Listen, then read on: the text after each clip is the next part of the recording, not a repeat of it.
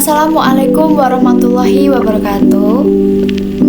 Perkenalkan, saya Lola Marhastanti dengan NIM K3122048 dari Program Studi Bimbingan dan Konseling. Saya akan membahas mengenai materi belajar yang efektif. Nah, sebelum itu, kalian udah tahu belum sih apa itu belajar efektif?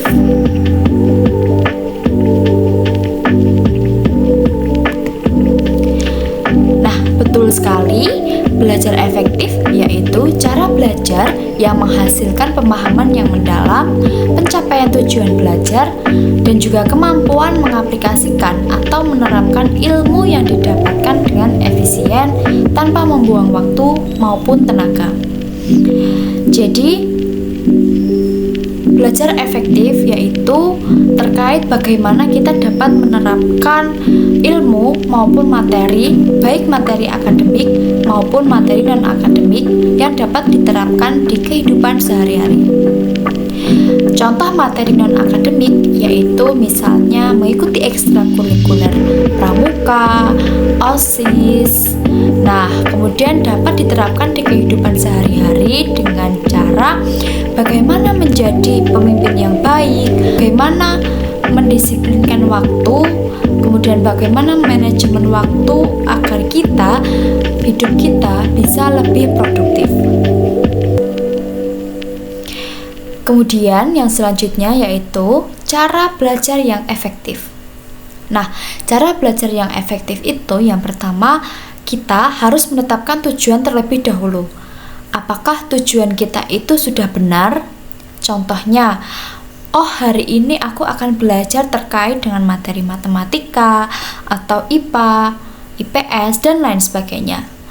Di awal sebelum kita melaksanakan belajar, kita harus menentukan tujuan terlebih dahulu. Apakah hari ini aku akan belajar materi terlebih dahulu atau aku mengerjakan PR dan lain sebagainya. Yang kedua, mengatur jadwal pelajaran.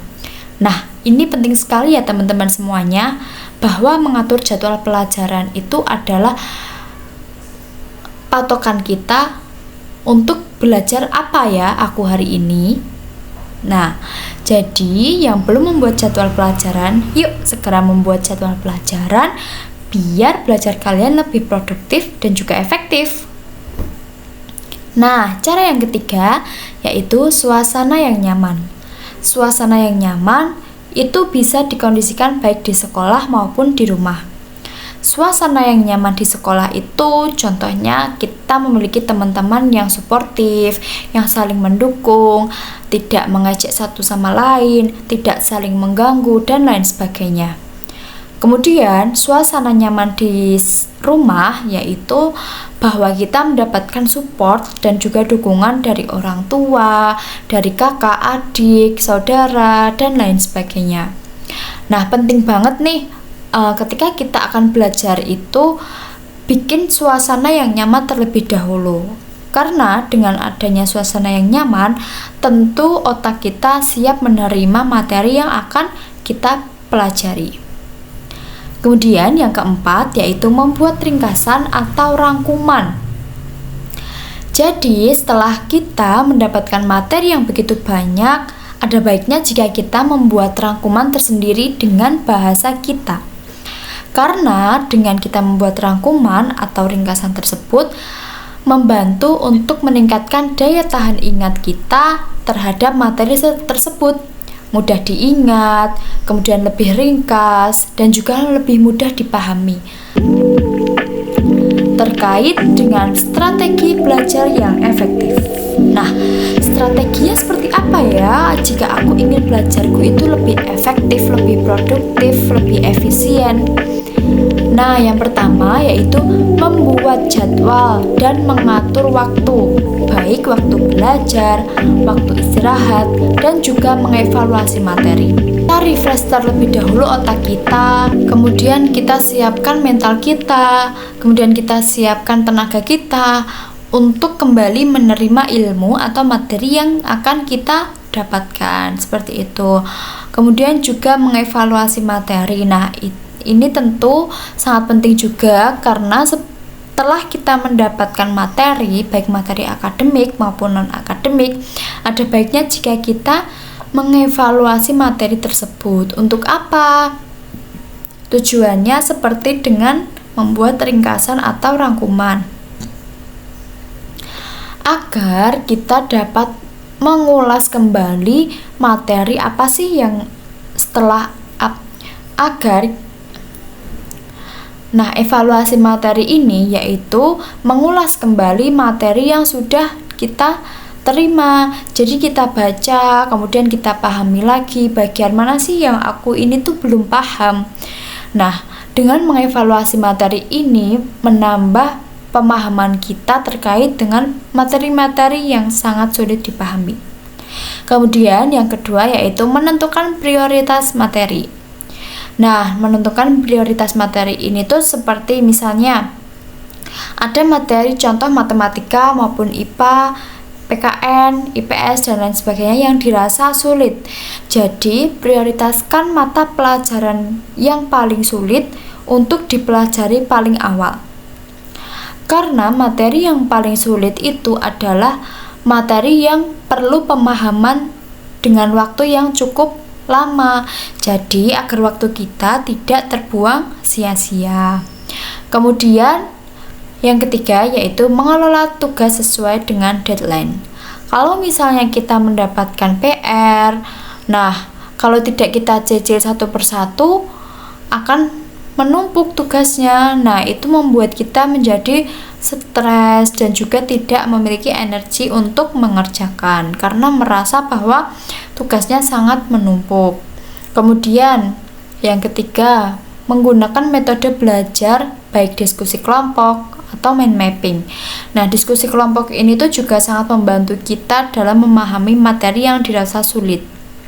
Misalnya teman kita itu paham dengan materi ini, tapi kita tidak paham. Nah, kita buat diskusi kelompok ya, misalnya 4-5 orang. Nah, kita bahas tuh materi yang dirasa sulit. Jadi saling memberikan pendapat agar semuanya itu juga mendapatkan ilmu yang sama, mendapatkan pemahaman ilmu yang sama, seperti itu.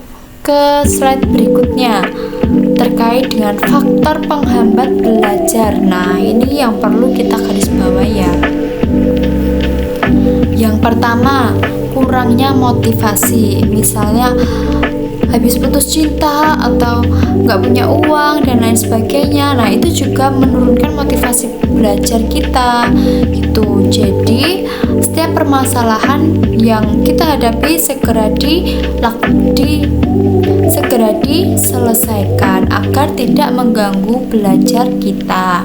Kemudian yang kedua, kondisi fisik kelelahan. Nah, kondisi fisik kelelahan ini misalnya kita seharian itu ikut ekstrakurikuler 2, setelah itu sorenya masih les.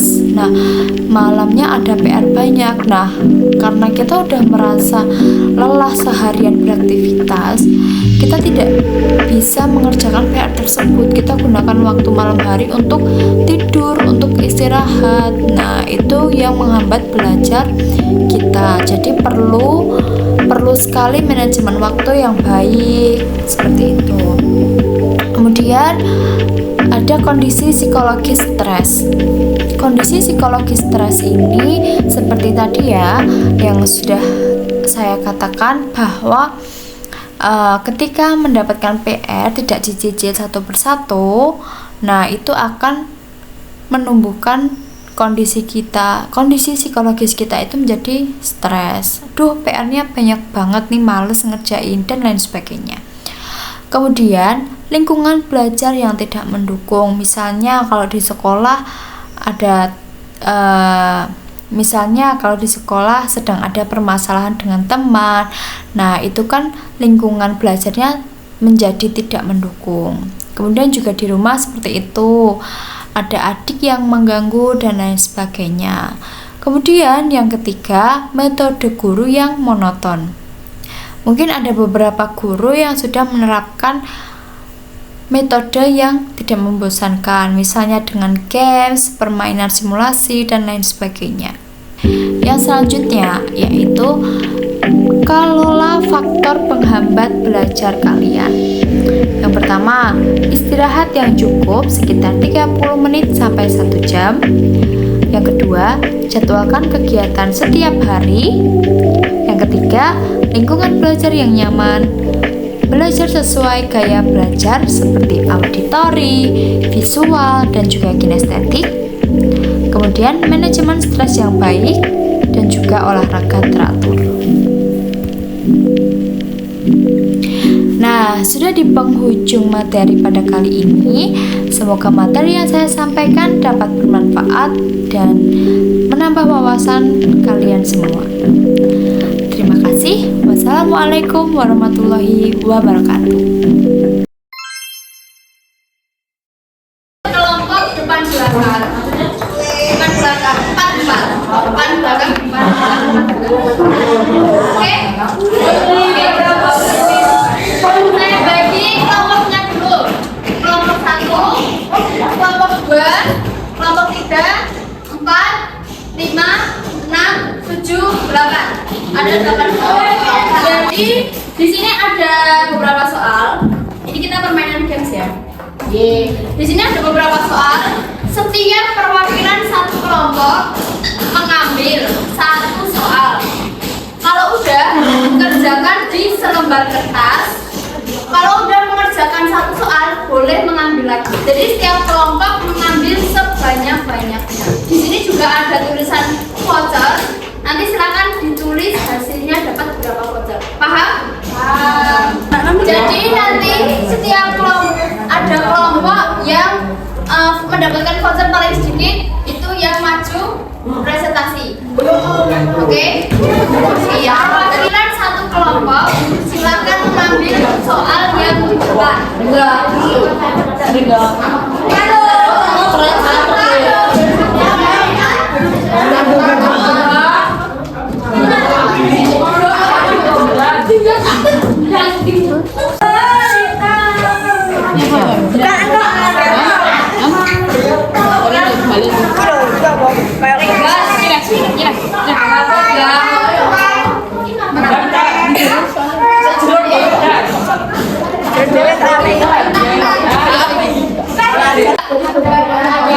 Ya ditulis nomor soalnya nggak usah ditulis, nomor soalnya aja, kemudian langsung dijawab di selembar kertas, dikasih nama anggota sama kelompoknya tadi, kelompok berapa.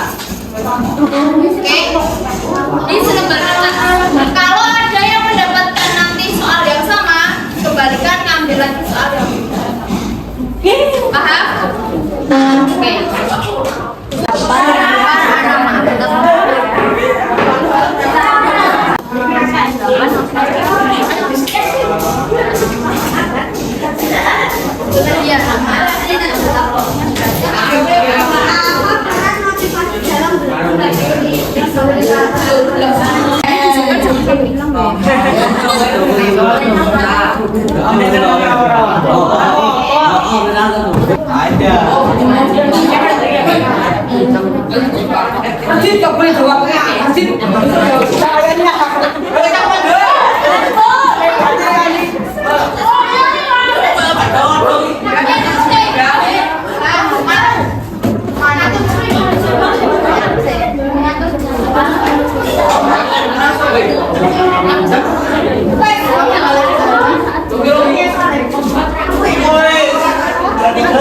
Penghambat dan bisa kalian temui saat belajar. Tiap anggota kelompok dapat menyebutkan dari sumber sekarang.